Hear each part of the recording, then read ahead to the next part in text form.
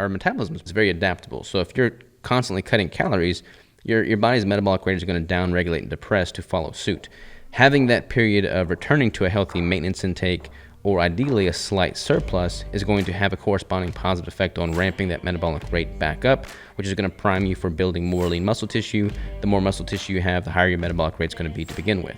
So not competing every single year, not spending more time in a deficit than in a surplus is very, very important. And that's something that doesn't get talked about near enough, because everybody wants to highlight their physique when it's at their leanest. Everybody wants to showcase their abs on Instagram. Nobody likes talking about the importance of adding a little bit of body fat, focusing on being in a surplus, focusing on building more lean tissue, and really amplifying and maximizing that time in a surplus. Robert, it's great to be back with you again. I would love to pick your brain about your new book, Ketogenic Bodybuilding. And we've talked a lot in the past before about different strategies for preserving muscle as you diet down and lose body fat. And you have a lot of great sort of ways to explain this caloric runway and the reason why you got into the ketogenic diet in the first place, and how you continue to use this in your 14-year career as a natural bodybuilder. Let's just sort of back up a little bit. I know you've explained this to me before, just so everyone knows where you're coming from. You were bodybuilding for about 7 years, and then you started to learn more about the ketogenic diet. You tried it, and you haven't turned back. And now you wrote this great book, and you're helping other people realize that they can burn fat and preserve lean mass at the same time. And it works out a little bit better long-term with, after the contest is over, right? You don't have all those cravings and so forth. So what is it about the ketogenic diet that got you interested in the first place? Yeah, man. So I don't know, like when I first started doing the ketogenic diet, I didn't anticipate it being effective for bodybuilding. I just did that as a way to kind of circumnavigate all of my disordered eating tendencies that I was struggling with as a result of my traditional bodybuilding nutrition protocol with the high carbs, sugary foods, and just eating so frequently. So for me, when I started doing keto, all of that was more or less mitigated, and that alone made it worthwhile for me to do a ketogenic diet. But then after I had done that for a few years, I decided to compete with a ketogenic approach, and in doing so, I found out that I was able to preserve lean mass just as effectively, if not more so. My hunger signaling was much more regulated, so I wasn't having, I was still hungry. You're going to be hungry no matter what diet you're following, but it wasn't the just total ravenous, sensation that I was experiencing beforehand. But the main difference, honestly, was that after the show was over, I didn't have near the tendency to binge and purge on everything in sight like I had done previously. So I was able to kind of short circuit and bypass a lot of the disordered eating tendencies that most competitors struggle with coming out of the show and into the reverse diet. I definitely want to get into reverse dieting, but you mentioned the post-show sort of binging and craving, and I know this is a phenomenon. I sort of experienced this in college when I got into just lifting in general and so forth. You do a little cut, and then you I remember this Cold Stone ice cream. I just crave that, and now I couldn't care less about that now, and of course know a lot more about nutrition. But it seems that there's something that gravitates people once you go into a caloric deficit, that you're much more prone to then want to crave these ultra palatable processed sugar-enriched foods. And so that's, I think, a great sort of selling point or future, or at least consideration when trying to lose body fat. Which approach do you want to take? The classic calories in, calories out, knowing that potentially you could crave these foods, or the ketogenic approach. What do you think it is about the ketones? Is it that they suppress appetite, that you're eating cleaner foods? Because let's face it, you eat mostly meat, eggs, and Keto Bricks and good fats and so forth. Is it the satiety aspect of it? What have you sort of thought with regards to why that doesn't happen when you lose weight via a ketogenic approach? Yeah, I think it's hard for me to differentiate between what of this phenomenon is physiological and what's psychological, but I feel like a lot of it is definitely psychological. And I feel like at the end of the day, the diet that you find most sustainable is probably going to be your best bet. But when you remove all that heavily processed, highly palatable carbohydrates from the palate to begin with, it's no longer an option in your psyche. You don't come out of that show feeling like you've sacrificed these foods for so long and then just feel compelled to consume them. When I'm done with the show, I go to a Brazilian steakhouse and I go to town on all the meats and fats that I've got options, available to me. But that doesn't, that fills my cup just as much as eating a bunch of, sugary foods would. So by doing that, I'm able to kind of, bypass all the negative effects that come with that rebound. Most competitors post-show, they'll just indulge on everything in sight for like a weekend or freaking months in a surplus.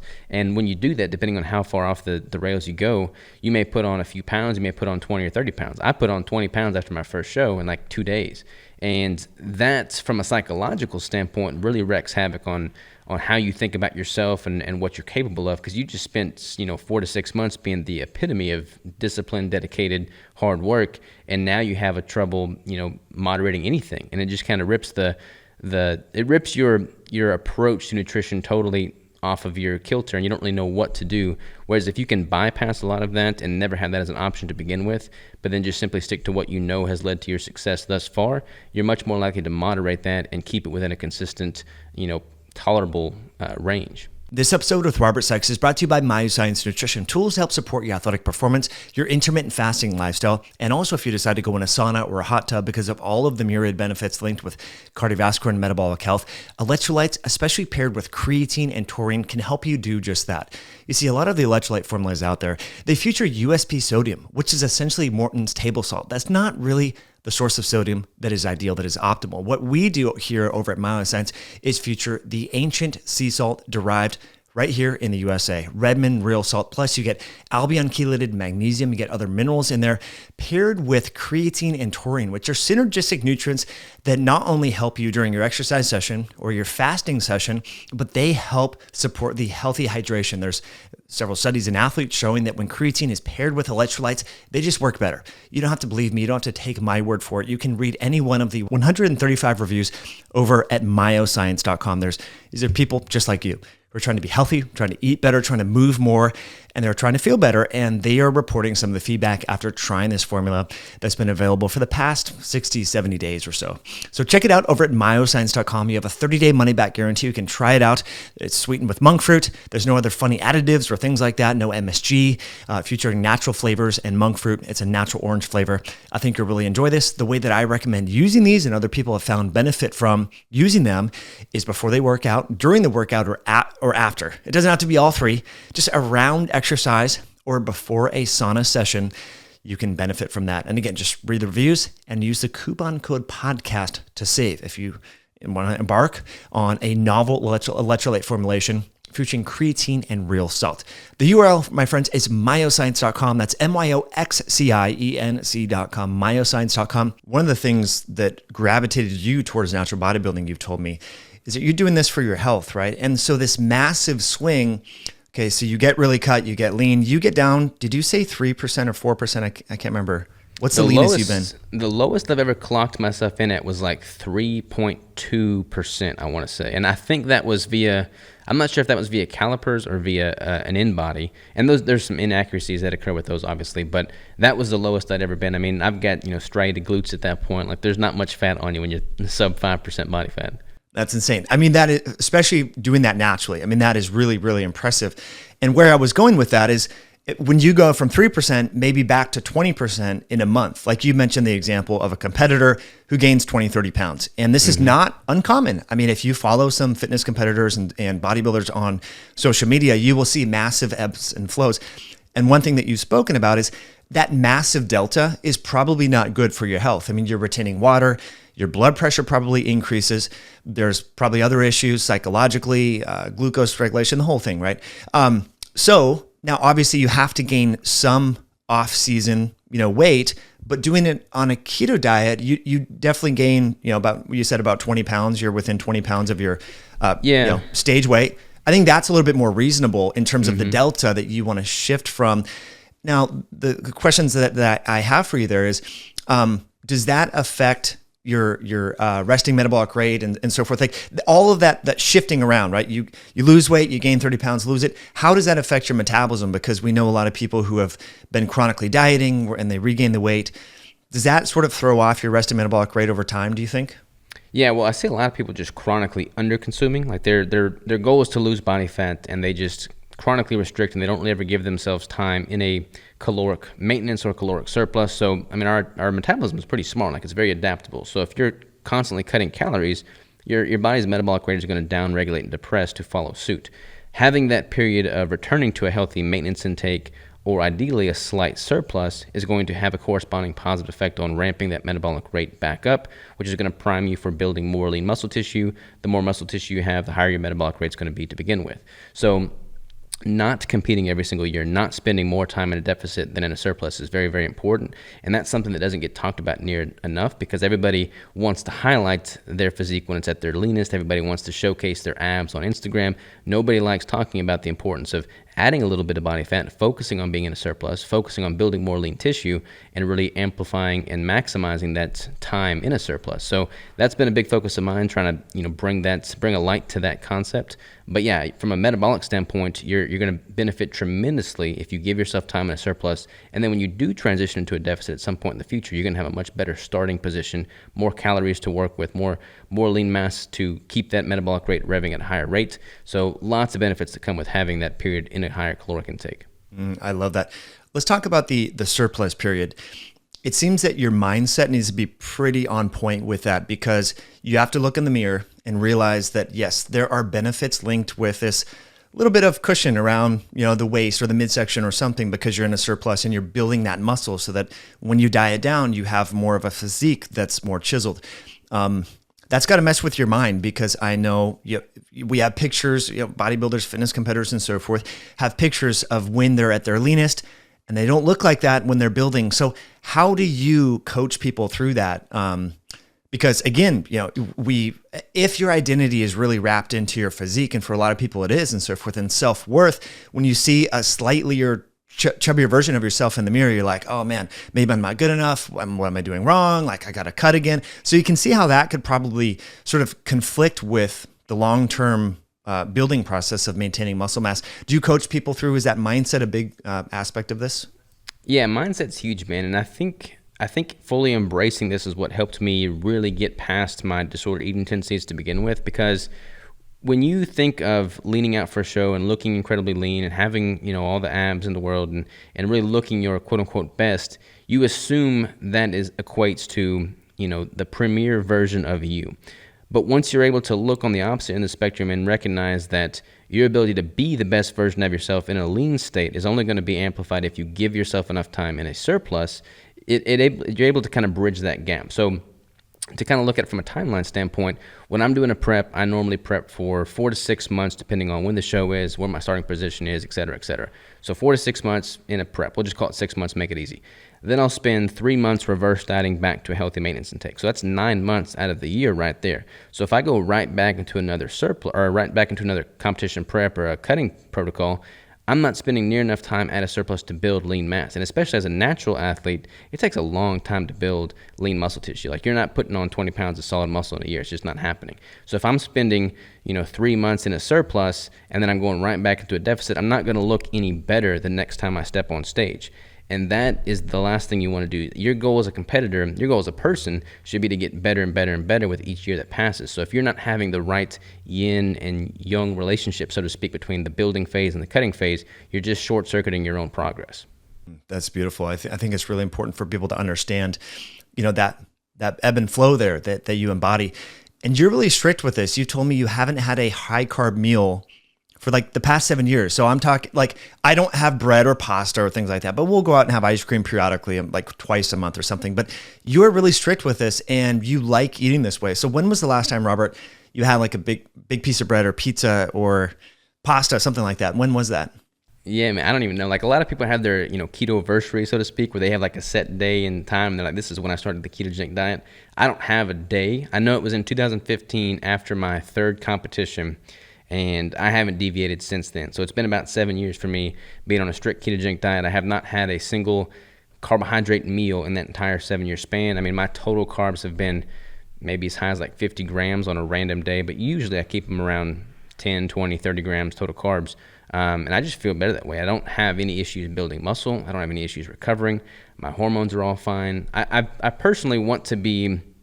a lot of people do keto for different reasons. Some people do it to mitigate against type 2 diabetes. Some people do it because they have addiction towards highly processed carbohydrates and sugars. Lots of people do it for lots of different reasons. For me, I could probably go back to eating carbs and not have that negative relationship that I once did, because it's been so long. I could probably do that. However, I've kind of found my identity in being a light to the people that can't do that, but then letting them know that, hey, look, you can still compete and operate at an elite level without carbohydrates. Like, you're not missing out. I think a lot of people go ketogenic and then they feel like they're sacrificing, they feel like they're not becoming the best version of themselves. So I want to be, a person they can point to and say, hey, look, Robert's doing it, it's obviously working for him. I don't have to have carbohydrates to function at an elite level. So that's been my whole motivation for staying strict keto through it all. I love it, Robert. And I spent extended periods of times with you, out camping at your ranch and doing different things. And I can attest to the fact that all the food that you brought, there was no carbs. And during that time and the times that I've spent with you eating meals and so forth, I never felt deprived or like, oh my gosh, I wish I had the bread or the pasta or things like that. So it's definitely achievable. Part of the impetus to consume carbohydrates, I often wonder if you have thought about this as well, that part of it is just a psychological addiction where people say, well, I have to have my carbs because of building muscle. And I want to get to that. Like, well, if you have more carbs around exercise, you can then there's better insulin signaling potentially in the post-exercise window. There's more glycogen in the muscle and all this. And so therefore you can put on more muscle. And I wonder if that's just an excuse for people to consume a food that they might have like a subclinical addiction to or a proclivity towards. So anyway, what are the downside? Like, people will say, oh, you can't put as much muscle on a ketogenic diet and so forth. Like, I've trained with you. You're a lot stronger than many, many people that I know. And you're able to preserve that mass, most importantly, as you go into a cut. So what do you say to someone who says, oh, don't do keto, it's going to crush your testosterone and you can't build muscle? Yeah, it's interesting, man. I mean, we live in a world where there's so many studies. There's one study that points to something saying that this is what's going to happen, and there's another study that totally conflicts with that study. So I've always just tried to focus more on how I feel, how I perform, what I'm noticing in my own N of 1 life. But I do not think that I'm missing out by not including carbohydrates as a bodybuilder, as a natural bodybuilder. There may be a pretty strong argument for, hey, look, if you consume a bunch of carbohydrates, you're going to have more insulin. Insulin's an extreme growth agent. It's going to cause muscle to grow. It's going to cause fat to grow. It's going to cause everything to grow. So there could be an argument that you're not capitalizing on all the growth potential without higher basal insulin levels. However, I feel like it would be a pretty insignificant amounts over the course of, a building phase and a prep for a bodybuilder. And I feel like when you contrast that over the cutting phase, I feel like there's a pretty strong argument to suggest that following a ketogenic diet from a muscle preservation standpoint with higher dietary fat, which is going to help keep your testosterone levels stable in the context of a deficit, which is also very muscle preserving, plus ketones are very anti-catabolic. When you factor that into the equation as well, on the opposite end of the spectrum, in the cutting phase, I don't feel like any competitors that I step on stage and compete against are coming in with more muscle than me. They may be able to gain a little bit more in their off season, but I'm able to preserve more in my cutting phase. So at the end of the day, I feel like it's a wash in that regard. And I continue to put muscle on every year that passes. I continue to look better every time I step on stage. It's sustainable for me. I feel great doing it. I don't have this zombie mode that often accompanies traditional, protocols with regard to nutrition. So I'm just going to keep doing what I'm doing. I love that. Now, you really embody what has been sort of emanating from the research, and that is the anti-catabolic effects of ketones, namely beta-hydroxybutyrate. And it teleologically, just quick sidestep, it makes a lot of sense. A food is unavailable. You need muscle to get more food. And so if you just strip down all your muscle to fuel the brain for fuel and so forth, then you would have no ability to refeed. And so there's been many people, Volek and Finney and all these folks that have looked at this fact that when you go on a ketogenic diet, or whether it's fasting-induced ketosis or nutritional ketosis from a low-carb standpoint, the ketones have an ability to prevent catabolism of muscle. And that is really, I think, kind of like your secret sauce, what makes you and your approach in helping clients maintain that muscle mass as they cut. And I think that is so important. A lot of people don't realize the contribution of muscle tissue to, metabolic health and fat loss and all that. And so let's sort of transition to that if we could. We talked about the building and so forth, but the cut, how is that different? Because what you do is you're able to maintain a higher calorie intake so that you can train harder. I think that is so important, is the intensity of training. So let's talk about, your cutting and how you look at your is it the on-ramp? You talk about or the runway, caloric runway. I think that's an awesome point you talk about in the book. Let's dive into that. So I don't know that I am able to consume more calories in a cutting phase than I would if I was not following a ketogenic diet. Like when I've competed in the past without a ketogenic diet, my calories still get about as low as they do with a ketogenic approach. However, in the past, like with traditional dieting methods, most people keep protein incredibly high. They keep dietary fat incredibly low, and then they'll titrate carbohydrates up or down based off of whether they're trying to replenish muscle glycogen, et cetera, et cetera. With my approach via a ketogenic diet, my carbohydrates are indefinitely low throughout the entire prep. I don't even carb up, during peak week, but my dietary fat stays relatively high throughout the entirety of the prep, and my protein stays at an optimal intake so that I'm not losing muscle as a result of lack of protein consumption. What's interesting with mine, I believe, is that by having the higher dietary fat relative to other protocols, my beta-hydroxybutyrate is obviously going to be higher, which is anti-catabolic, but my testosterone levels are also going to stay much more higher at baseline as well, because I've competed with competitors that have literally stripped away their fish oil pills to go as far to that extent to remove all dietary fat, and their testosterone levels totally tank by the end of that prep. And testosterone is obviously very muscle preserving. It's also going to help you train harder.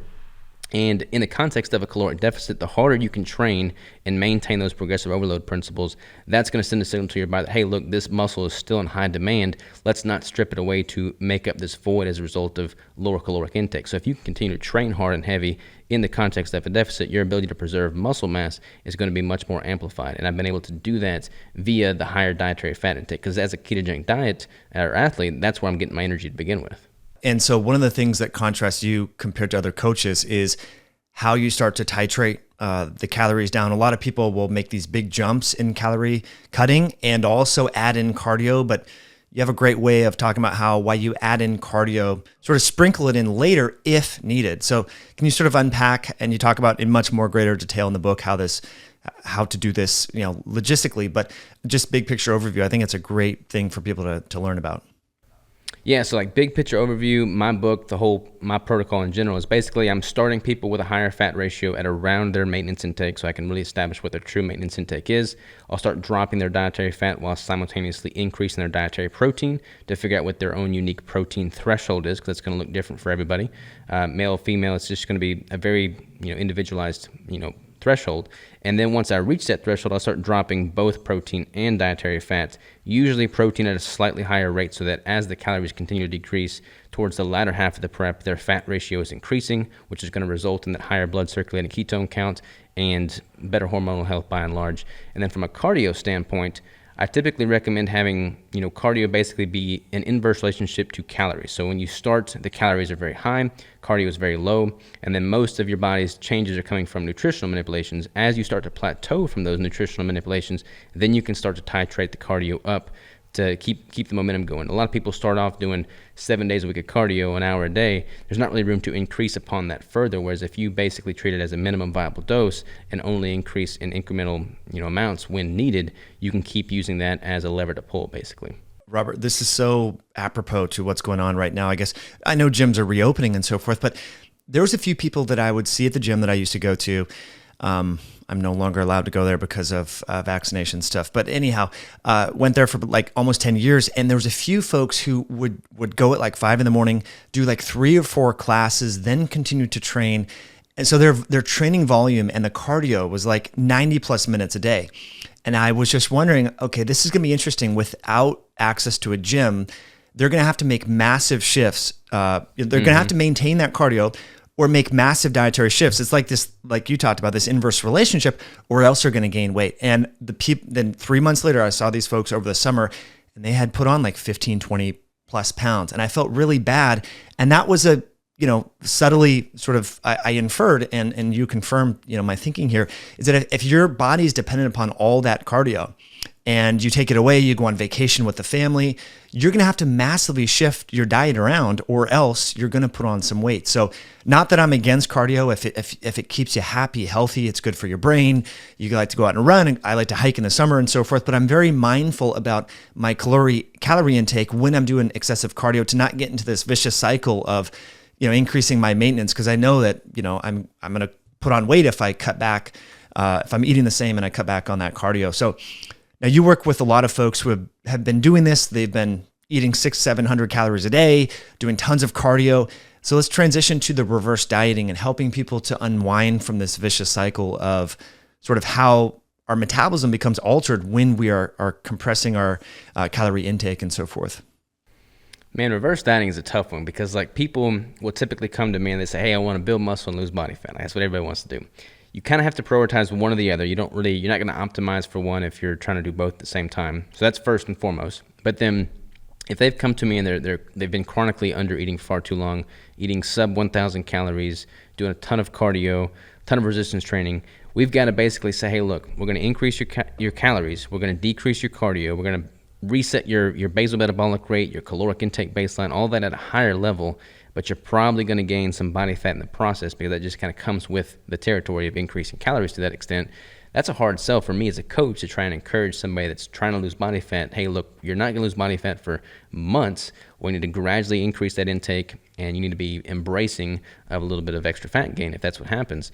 But, if I break it down for them, explain to them what's going on, explain to them that, hey, look, what they've done for the past several years obviously isn't working for them anymore. Let's try and switch gears and do something that's more sustainable. I can kind of get their buy-in there. But oftentimes, man, it's interesting. I'll have people that will start increasing their calories, and they'll oftentimes gain some weight, but it's not as much as they fear initially, but they'll feel so much better. Their sleep's better, their energy's better, their recovery's better, their libido's better, everything's better. And I think having that, as the forefront of the conversation is just so incredibly important. And I'm guilty of promoting fasting, right? We hear so much about fasting and calorie restriction. And I'm a huge fan of like inducing autophagy, but also exercise upregulates these processes. When I was really into fasting, I feel like I looked at my worst, right? I was skinny, was weak. And in my head, I'm thinking, well, I'm going to live longer and all this. And I still compress my feeding window.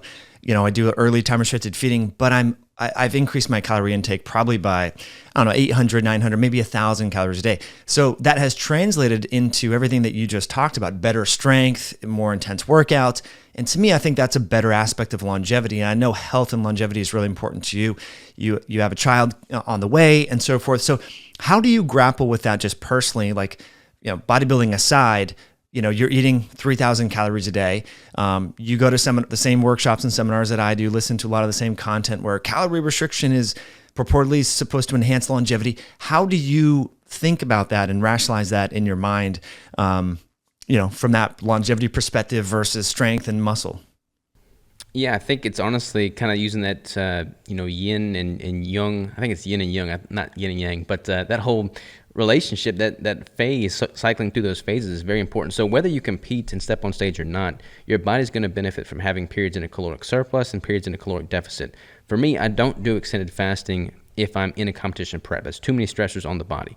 But I will do extended fasting if I'm in a caloric surplus, on a quarterly or biannually basis or something, just to put my body in that state for a short period of time in the context of a few days.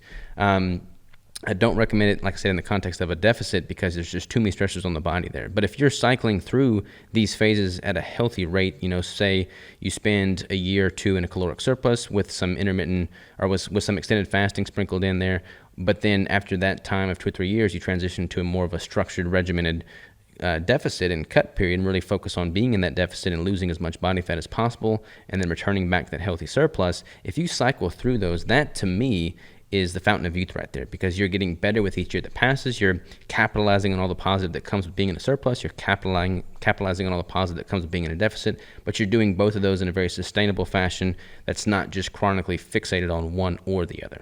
So when you're in a surplus and you're building, I know you train fasted, definitely, when you're cutting, but do you still train fasted when you're building? Yeah, so I'll typically train in the morning. So I'm in a caloric surplus throughout the course of a 24-hour period, but I'll typically eat the night prior, and that acts as my pre-workout fuel, so to speak, for the next day's training session. So I just got done training a few moments ago, actually, and I did an arm workout, and I hadn't eaten at all today. So that's basically what I structure my training regimen as. And then you might eat, so it'll be about an hour after, as we finish this. Will you wait another hour? People talk about the importance of the post-workout window. How do you think about, because a lot of people are slamming protein shakes in this. How do you view the importance of getting amino acids in after training? If you're taking in enough protein, enough calories, enough nutrients over the course of a 24-hour period in your surplus, then you should be fine. Like, I don't worry about trying to slam down a protein shake within a 20-minute window to maximize that anabolic state. I feel like as long as you're getting in enough over the course of a 24-hour period and your body's absorbing it good, you're digesting it good, then you should be totally fine. So I probably won't eat until sometime after this podcast. I'm going to have a bunch of, ground beef and eggs or something, probably Keto Brick, and I'll be totally fine. I'm not worried about its muscle wasting there, which is honestly quite liberating. Back before I started doing the ketogenic diet, if I didn't have a protein shake within 20 minutes of training, I just assumed that I was wasting away and withering into nothing, which just takes the fun out of it. This is a lot more, in tune with what my day-to-day schedule is like. I'm able to be more productive, and it's just more sustainable for me. Well, I mean, you hit on a great point, and I don't know how to articulate this in a scientific jargon way, but when you're just focusing on calories and macros and eating a lot of carbs, there is a lot more ebbs and flows in your energy, and you get hangry.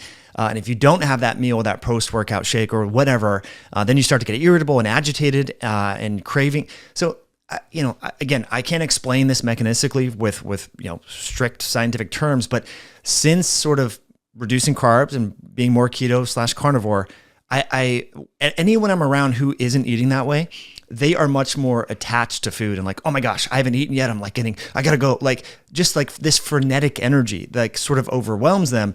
And I used to be like that too, and now I'm not like that. So I'm glad that you sort of resonated that and articulated that. It's comical.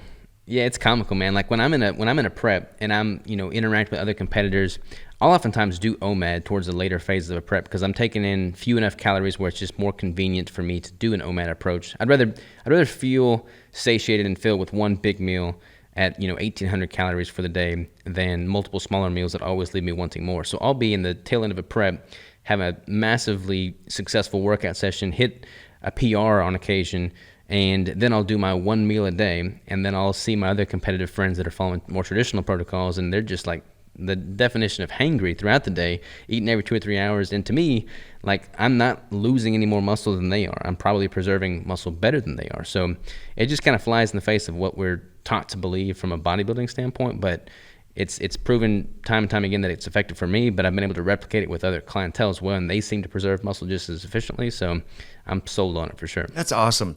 I mean, when you're having, the meal frequency, if you're having 5-6 meals a day, what is that really doing for you? I mean, like you mentioned, this is a habit and so forth, but it habituates you to chronically be thinking about food, and you're really obsessed with food. So, good luck being a good parent, being engaged with your kid, or managing your business, being a good spouse. I mean, there's all these things that you could be allocating that time towards, but instead it's just all, I hate to say it's selfish, but you're just focusing on food for you. That's not serving your community, your neighborhood, your child. Whereas for you, you're like, all right, I'm going to make this one meal count, and you're going to put a lot of time and energy into that. But the rest of the day, you're free to work, to be a spouse.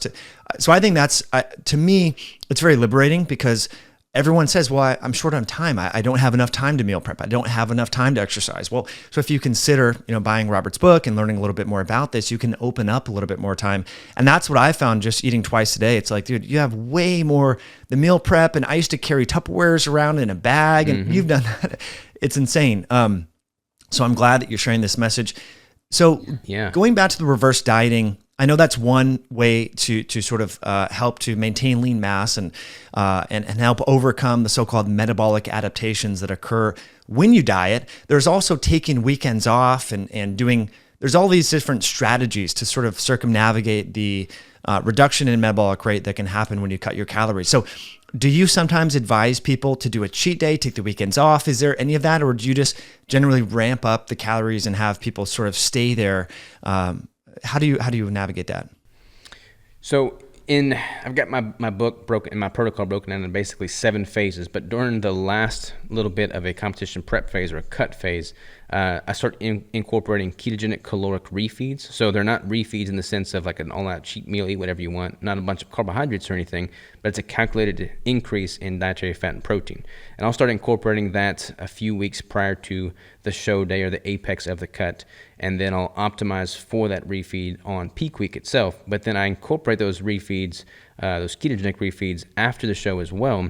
And basically what I'll have is I'll increase dietary protein and dietary fat at a pretty good clip post-show, And then while those weekly macros are increasing, those refeed macros are decreasing. So you're still keeping those refeeds to kind of help from a psychological standpoint, but also from a physiological standpoint, and having that surge in calories.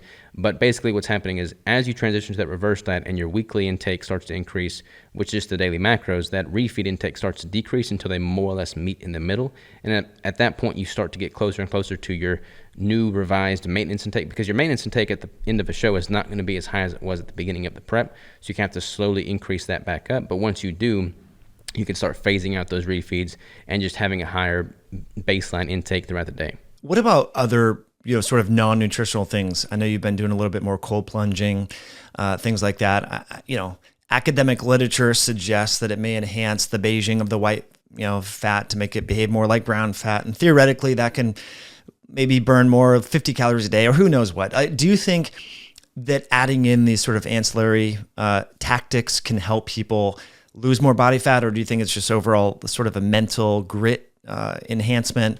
How do you approach those sort of biohacky type strategies? There's a lot of mental grit that comes with it. Definitely don't want to, discredit that. But honestly, one thing that's really piqued my interest is allowing myself to be in a pretty, relaxed parasympathetic state when I consume my meals. In the past, I would eat stressed out, and I own several businesses, so being stressed out kind of just comes with the territory. I'm about to have a baby, so lack of sleep and being stressed out is probably just going to become amplified.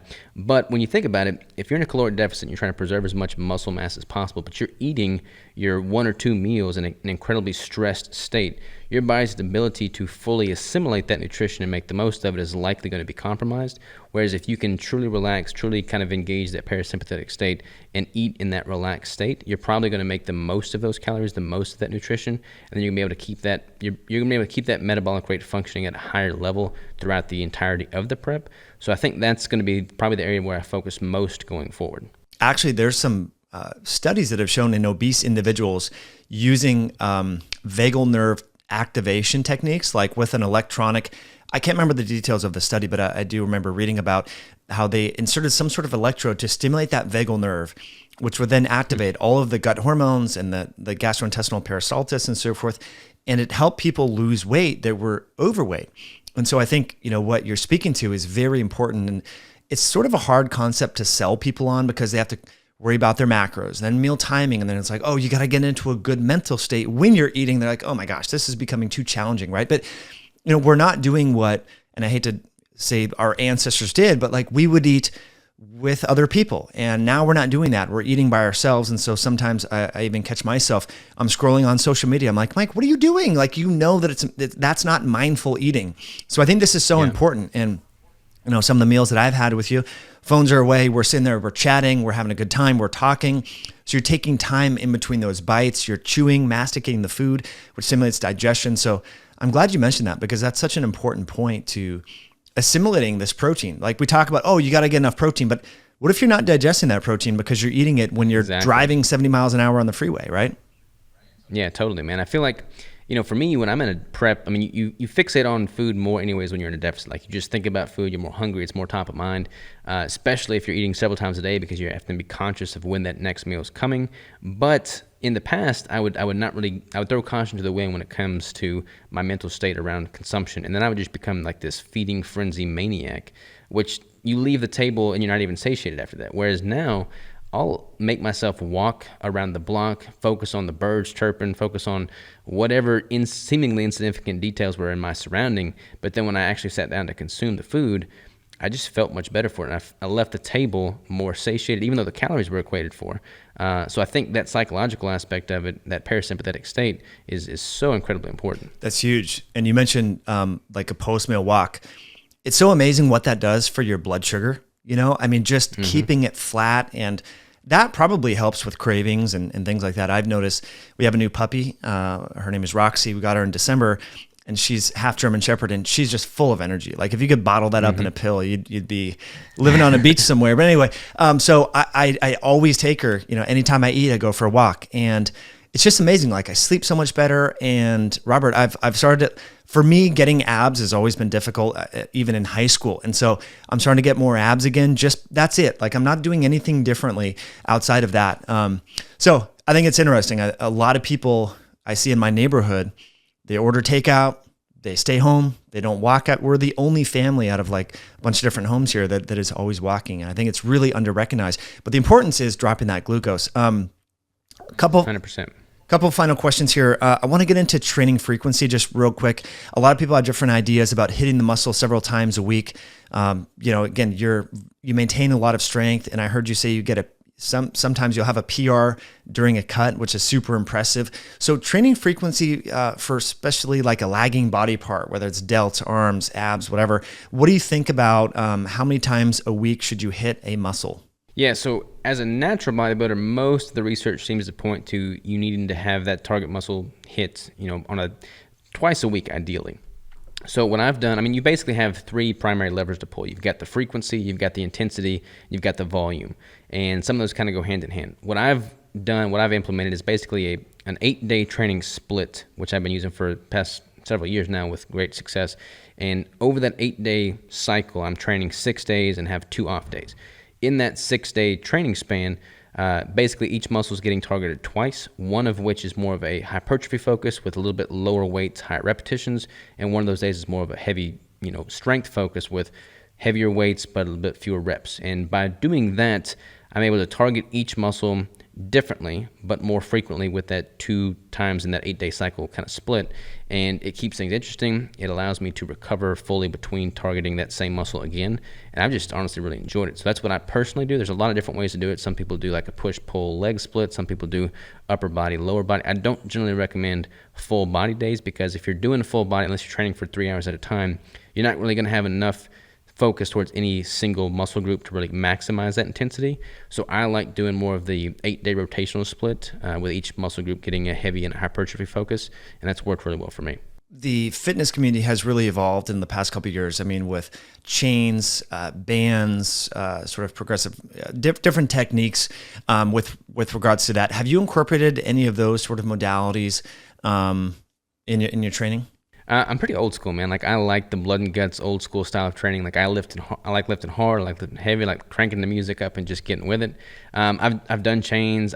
Chains are pretty cool because as you squats, for instance, if you put a chain on each side of the squat bar, the higher up you go, which is typically easier on the body, once you get past that sticking point, there's more chain that's lifted from the ground, so the weight is increasing throughout the repetition, which is pretty cool. So I'll do that on occasion. The resistance bands are really nice. I like traveling with those because I'm able to stimulate the muscle without, bringing a bunch of weights along with me. So resistance bands are really nice from a convenience standpoint while on the road. The BFR, blood flow restriction training, is also pretty compelling. But honestly, I just keep it pretty simple. I like the free weights. I like doing the basic movements, a lot of the primary compound movements, squats, bench, deadlift, overhead press, things of that nature. And that just continues to work for me. I asked that because I spoke with Stan Efferding. We had him on the podcast a few years ago, and he'll do these cycles where he'll do like a powerlifting type block and then a bodybuilding approach and go back and forth.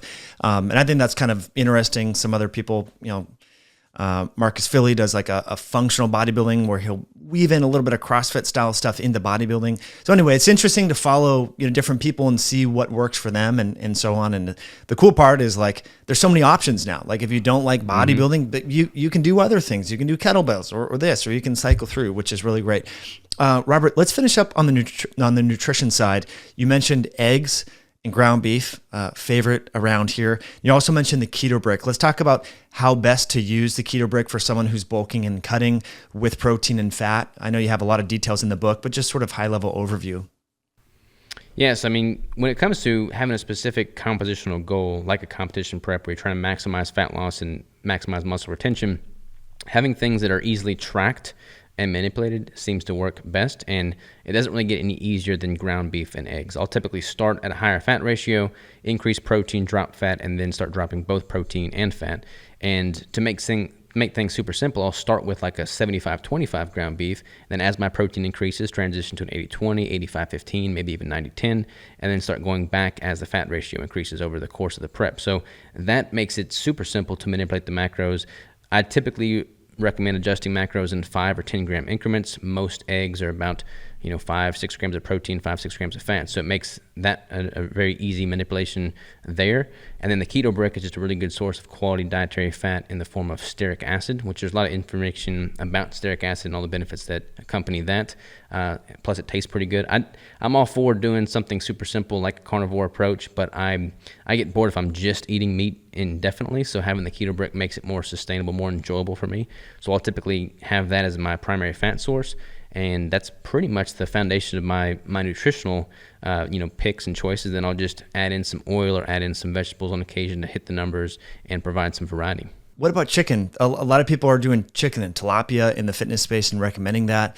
I think I know your answer to that, but are you eating a lot of chicken? Crystal loves chicken. Like she's kind of strange. She doesn't like red meat, but she loves chicken. So when she cooks chicken, I'll eat chicken. I don't really do that so much when I'm in a prep because I don't really have protein that's that high relative to my fat. But I can't tell you last time I had tilapia. It's been a long time. And back in the day, all I was eating was chicken and tilapia. So I probably kind of burnt myself out on it for a while. I know. I mean, it's so hard to get even good tilapia anyway. A lot of it's farm raised, which is no good.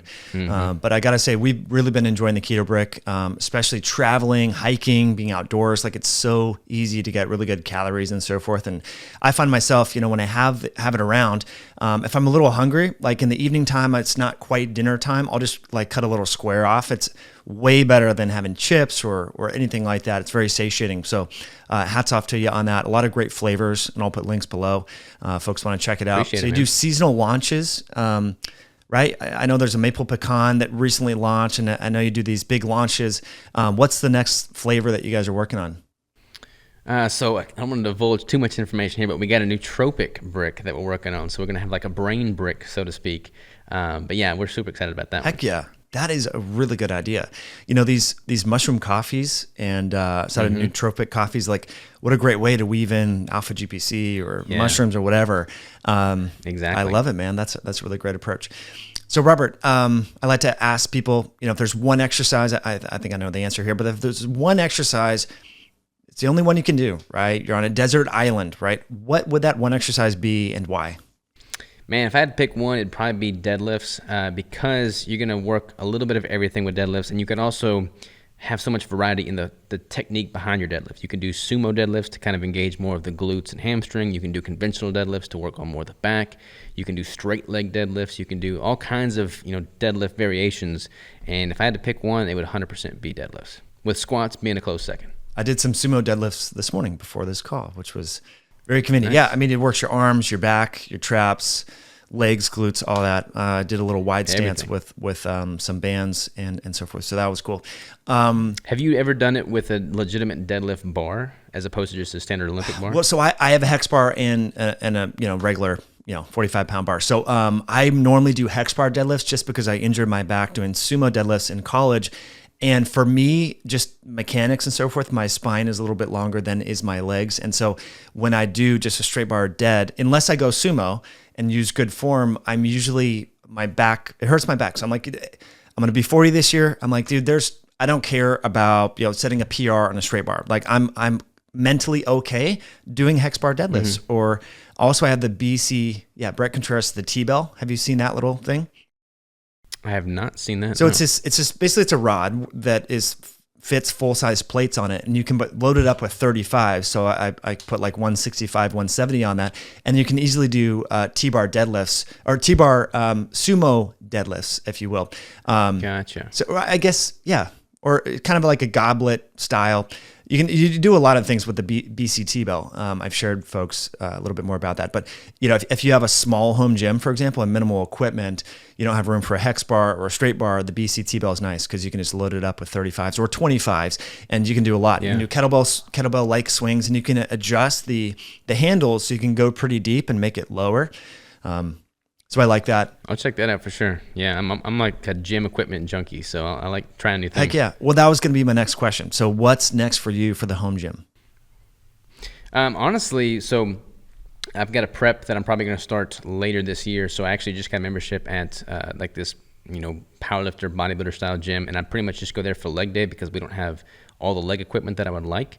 We've got a pretty good setup here at the compound, but we're going to be adding more equipment. My next thing on the compound's gym list is probably going to be either a vertical hack squat or a leg press, just so that I can bring in some more of that lower body movements into what we've got here.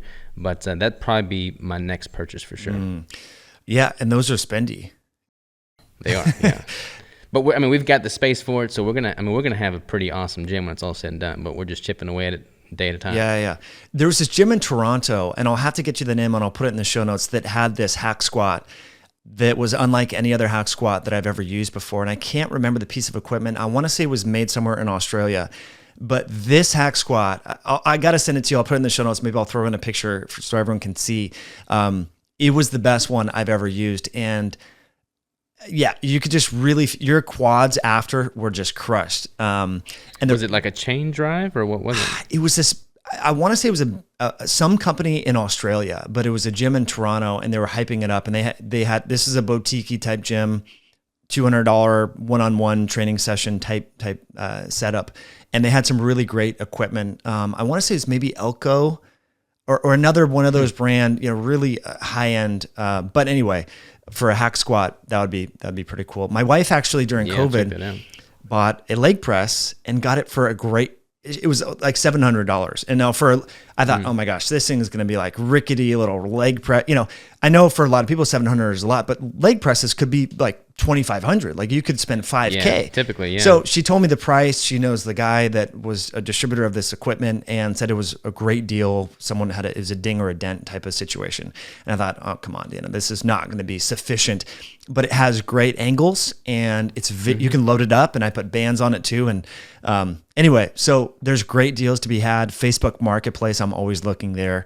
We bought a reverse hyper on Facebook Marketplace and some other sort of like posterior chain type stuff. So it's still a good time. A lot of people that spent a lot of money during COVID for home gym equipment, sometimes they're not using it now.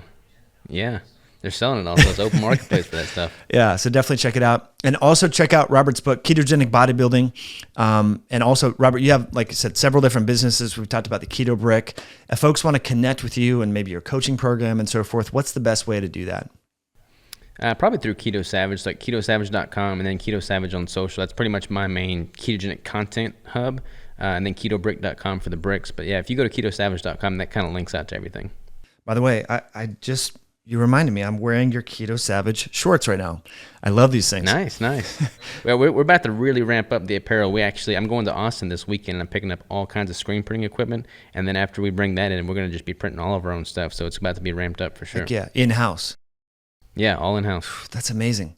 That's got to be a large undertaking, right? Because the volumes in the equipment, that's a lot. Yeah, like it's. I don't know, man. Like I just love having all these creative outlets. Like I'll perfect one thing and then get bored with it, move to the next thing. So I'm about to be learning how to screen print here soon. So get ready. That is really cool. Robert, as always, it's great to talk with you. Thanks for sharing such great information coming from the heart. I learn a lot from you every time. And I do want to thank you for introducing me to archery back in 2018.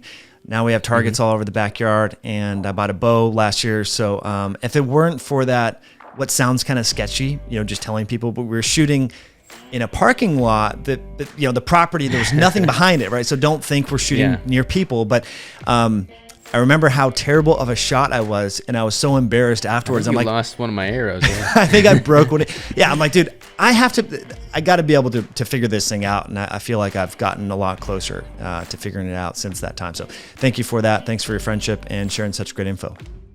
Yeah, man. Well, you're always welcome here. We're going to do another farm trip. We'll go hunting again. Always a pleasure when we do that. We'll do it, buddy. Sounds good. Have an awesome day. Take care, man.